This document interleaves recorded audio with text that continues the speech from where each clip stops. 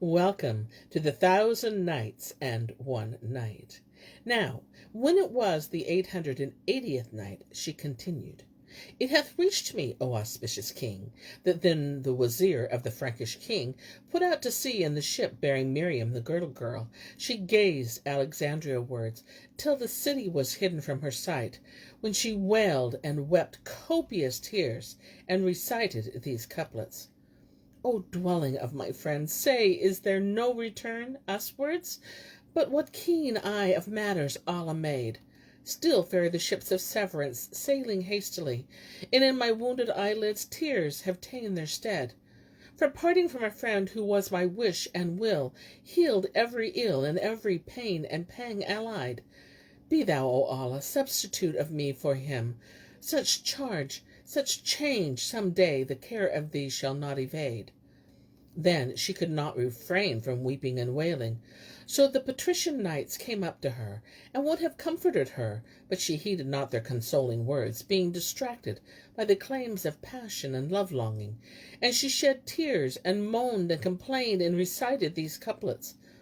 The tongue of love within my vitals speaketh, saying, This lover boon of love I seeketh, and burn my liver hot as coals of passion, and parting on my heart sore suffereth, wrecketh. How shall I face this fiery love concealing, from when fro my wounded lids the tear eye leaketh? In this plight Miriam abode during all the voyage. No peace was left her at all, nor would patience come at her call. Such was her case in company with the wazir, the monocular, the lamenter.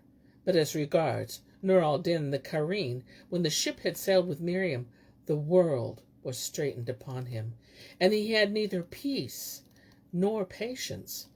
He returned to the lodging where they twain had dwelt, and its aspect was black and gloomy in his sight.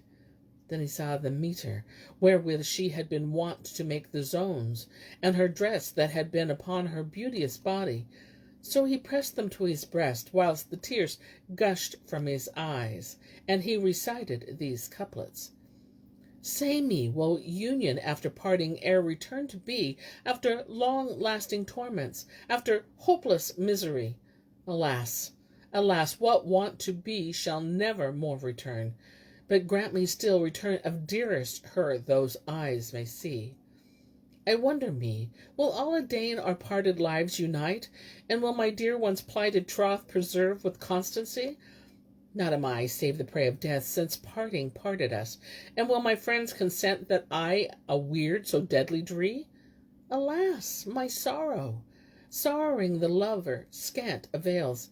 Indeed, I melt away in grief and passion's ecstasy. Past is the time of my delight, when were we two conjoined. Would heaven I wot if destiny mine esperance will degree. Redouble then, O heart, thy pains, and O mine eyes o'erflow with tears, till not a tear remain within these eyne of me. Again, alas, for loved ones lost, and loss of patience seek, for helpers fail me, and my griefs are grown beyond decree. The Lord of threefold worlds, I pray he deign to me return, my lover, and we meet as wont in joy and jubilee. Then Nur al-Din went, and wept with the weeping galore, than which naught could be more, and peering into every corner of the room recited these two couplets. I view their traces with pain I pine, and by their sometimes hope I weep and yearn, and him I pray with parting dying decree, some day he dying vouchsafe me their return. Then Nur al-Din sprang to his feet, and locking the door of the house, fared forth, running at speed to the seashore, whence he fixed his eyes on the place of the ship which had carried off his Miriam, whilst sighs burst from his breast and tears from his eyelids, and he recited these couplets. Peace be with you. Sans you not compassioneth me. The near, the far, two cases only here I see. I yearn for you at every hour, and Titus yearns for water place, wayfarer plodding wearily. With you abiding my hearing, heart, and eyesight, and sweeter than the honeycomb your memory. Then, O my grief, when fared afar your retinue, and bore that ship away my sole expectancy. And Nur al-Din wept and wailed, bemoaned himself, and complained, crying out and saying, O Miriam, was it but a vision of thee I saw in sleep, or in the illusions of dream? And by reason of that which grew on him of regrets, he recited these couplets. Mazed with thy love no more I can feign patience. This heart of mine has held none dear but thee, and if mine eye hath gazed on others' beauty, ne'er be it joy again with sight of thee. I've sworn an oath, and I'll never forget to love thee, and sad's this breast that pines to meet with thee. Thou made me drink a love cup full of passion. Blessed time, when I may give the draught to thee. Take with thee this my form where thou goest, and when thou dead, let me be lain next to thee. Call on me in my tomb, my bones shall answer, and sigh responses to a call from thee. If it were asked, what wouldest thou heaven should order? His will I answer first, and then what pleases thee. As Nur al-Din was in this case weeping and crying out, O Miriam! Behold, an old man landed from a vessel, and coming up to him saw him shedding tears, and heard him reciting these verses. O Miriam of beauty, return, for these eyne are as dense as clouds railing drops in line. Ask amid mankind, and my railers shall say that mine eyelids are drowning these eyeballs of mine. Said the old man, O my son, meseems thou weepest for the damsel who sailed yesterday with the Frank. When Nur al-Din heard these words of the sheikh, he fell down in a swoon, and lay for a long time while without life. Then coming to himself, he wept with sore weeping, and improvised these couplets. Shall we e'er be united after severance tide, and return in the perfectest cheer to bide? In my heart indeed is a lowe of love, and I'm pained by the spies who my pain deride. My days I pass in amaze distraught, and her image a night's I would see by sight. By Allah, no hour brings me solace of love, and how can it when make-baits vex me and chide? A soft-sided damsel of slenderest waist, her arrows of eyne on my heart hath plied. Her form is like bantry branch in garth.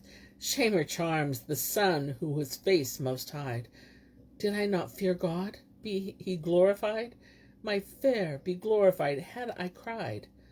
The old man looked at him, and noting his beauty and grace and symmetry, and the fluency of his tongue, and the seductiveness of his charms, had ruth on him, and his heart mourned for him.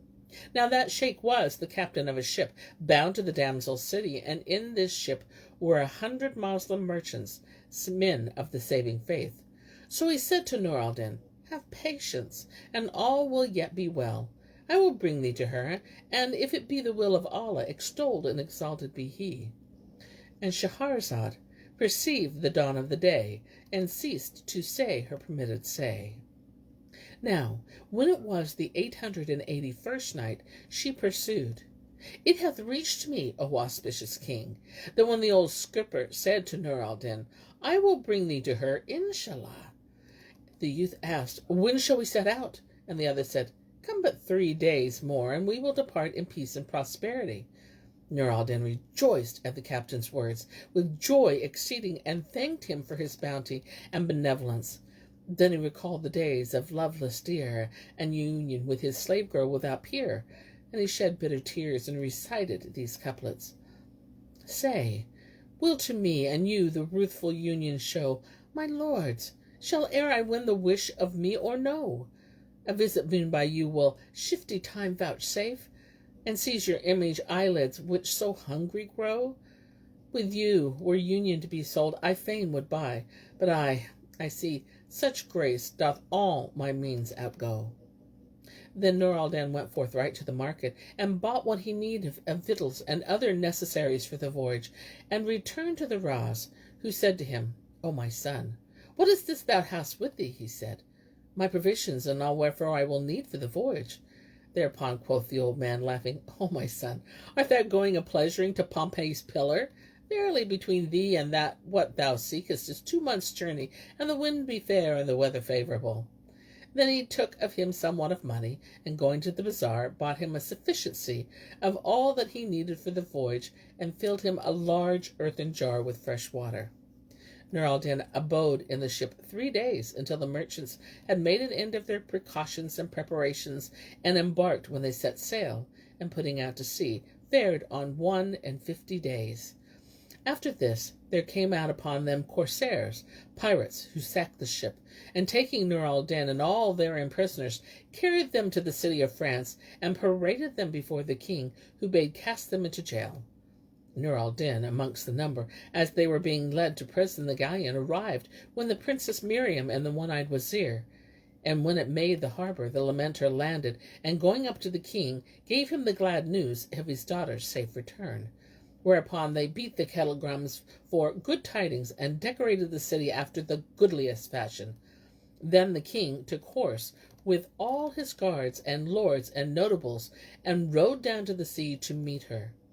The moment the ship cast anchor, she came ashore, and the king saluted her, and embraced her, and mounting her on a blood steed, bore her to the palace, where her mother received her with open arms, and asked her of her case, and whether she was a maid as before, or whether she had become a woman carnally, known by man.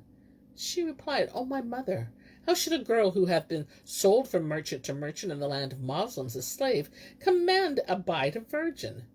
The merchant who bought me threatened me with the bastindo, and violenced me, and took my maidenhead, after which he sold me to another, and he again a third. When the queen heard these her words, the light in her eyes became night, and she repeated her confession to the king, who was chagrined thereat, and his affair was grievous to him. So he expounded her case to his grandees and patricians, who said to him, O king, she hath been defiled by the Moslems, and naught will purify her save the striking off of 100 Mohammedan heads.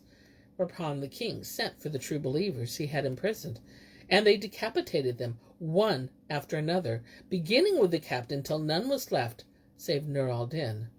They tear off a strip of his skirt, and binding his eyes therewith, led him to the rug of blood, and were about to smite his neck, when behold, an ancient dame came up to the king at that very moment, and said, O my lord, thou didst vow to bestow upon each and every church 5 Moslem captives, to help us in the service thereof. So Allah would restore thee thy daughter, the Princess Miriam, and now she was restored to thee. So do thou fulfill thy vow. The king replied, O my mother, by the virtue of the Messiah and the veritable faith, there remaineth to me of the prisoners but this one captive, whom they are about to put to death. So take with thee to help in the service of the church, till there come to me more prisoners of the Moslems, when I will send the other 4.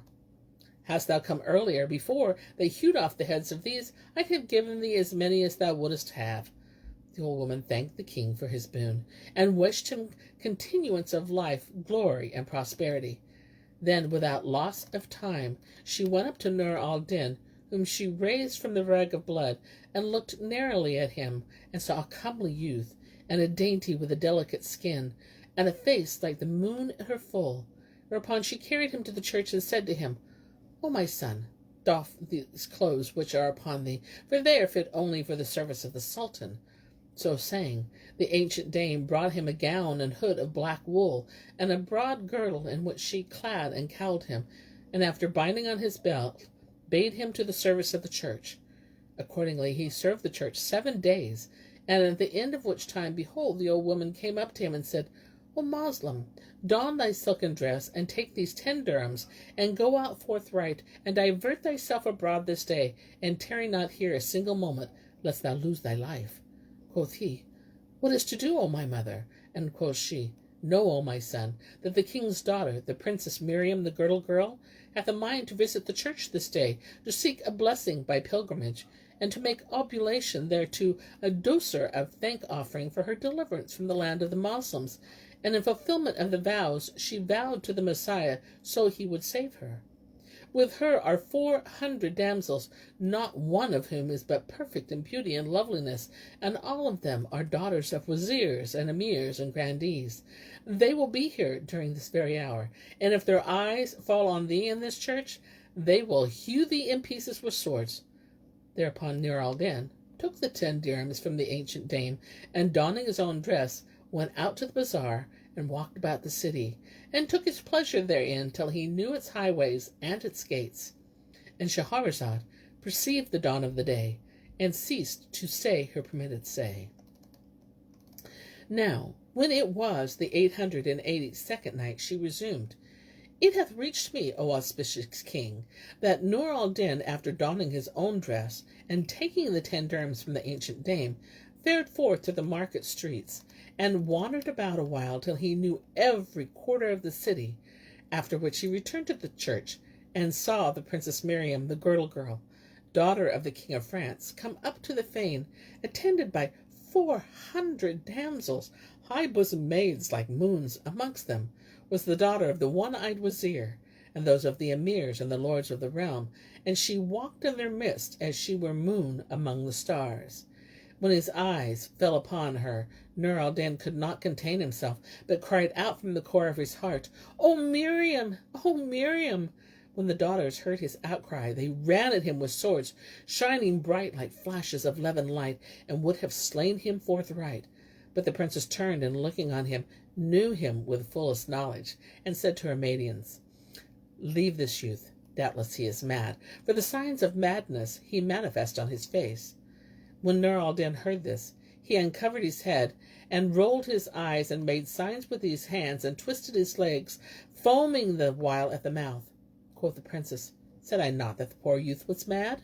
Bring him to me, and stand off from him, that I may hear what he saith. For I know the speech of the Arabs, and will look into his case, and see if his madness admit of cure or not. So they laid hold of him, and brought him to her, after which they withdrew to a distance, and she said to him, Hast thou come hither on my account, and ventured thy life for my sake, and feignest thyself mad?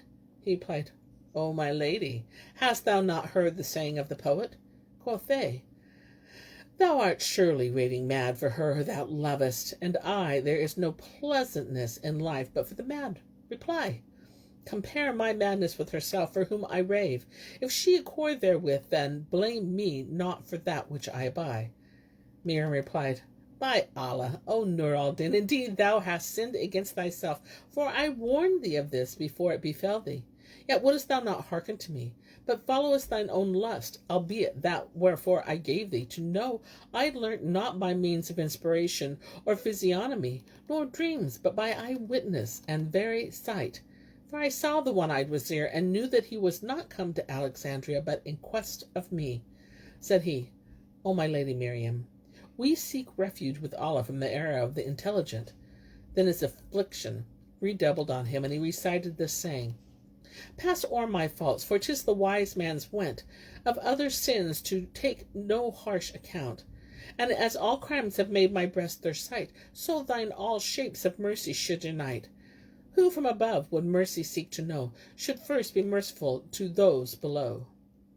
Then Nur al-Din and Princess Miriam ceased not from lovers' chiding, which to trace would be tedious, relating each to the other that which had befallen them, and reciting verses, and making moan one to the other of the violence of passion, and the pangs of pine and desire, whilst the tears ran down their cheeks like rivers, till there was left no strength to say a word. And so they continued till day departed and night darkened. Now the princess was clad in a green dress, purfled with red gold, embroidered with pearls and gems, which enhanced her beauty and loveliness and inner grace. And right well quoth the poet of her, Like the full moon she shineth in garments all of green, with loosened vest and collars and flowing hair be seen. What is thy name? I asked her, and she replied, I am she who roasts the hearts of lovers on coals of love and teen. I am the pure white silver, I am the gold wherewith the bondman from strait prison and dour released been. Quoth I, I'm all with rigours consumed, but, oh, a rock, said she, such as my heart is thy plaints are wasted clean. Even if thy heart, I answered, be rock in very deed, yet hath God caused fair water well from the rock, I ween. And when night darkened on them, the lady Miriam went up to her women and asked them, Have you locked the door? And they answered, Indeed, we have locked it. So she took them and went with them to a place called the Chapel of the Lady Mary the Virgin, Mother of Light, because the Nazarenes behold that there are her heart and soul. The girls betook themselves to prayer for blessings from above, and circuited all the church. And when they had all made end of their visitation, the princess turned to them and said, I desire to pass the night alone in the Virgin's chapel, and seek a blessing thereof for that yearning after it hath betided me, by reason of my long absence in the land of the Moslems. And as for you, when ye have made an end of your visitation, do ye sleep whereso ye will, replied they, with love and goodly gree, be it as thou wilt. And leaving her alone in the chapel, dispersed about the church, and slept. The Lord Miriam waited till they were out of sight, and hearing, then went in search of Nur al-Din, whom she found sitting in a corner on live coals, awaiting her. He rose and kissed her hands and feet, and she sat down and seated her by him. Then she pulled off all that was upon her of raiment and ornaments and fine linens, and taking Nur al-Din in her arms, strained him to her bosom. And they ceased not, she and he, from kissing and clipping and strumming to the tune of the hocus pocus, saying the while, How short are the nights of union, and the nights of disunion, how long they are, and reciting these verses. O night of union, time's virginal prize, white star of the nights with aureole dyes, thou garest dawn afternoon to rise, say, art thou cold in morning's eyes, or wast thou slumber to bear eye life? O night of parting, how long thy stay, whose latest hours I the first portray, thus endless circle that no ways may show breach till the coming of judgment day, when dies the lover of parting grief. As they were in this mighty delight and joy engrossing, they heard one of the servants of the saints smite the gong upon the roof, to call the folk to the rites of their worship. And he was even, and saith the poet, I saw him strike the gong, and asked of him straightway, Who made the fawn at striking gong so knowing a? And to my soul, what smiting irked thee more, striking the gong, or striking note of going, say? And Shahrazad perceived the dawn of the day, and ceased to say her permitted say. And so do I cease my telling of this tale, till it be morrow.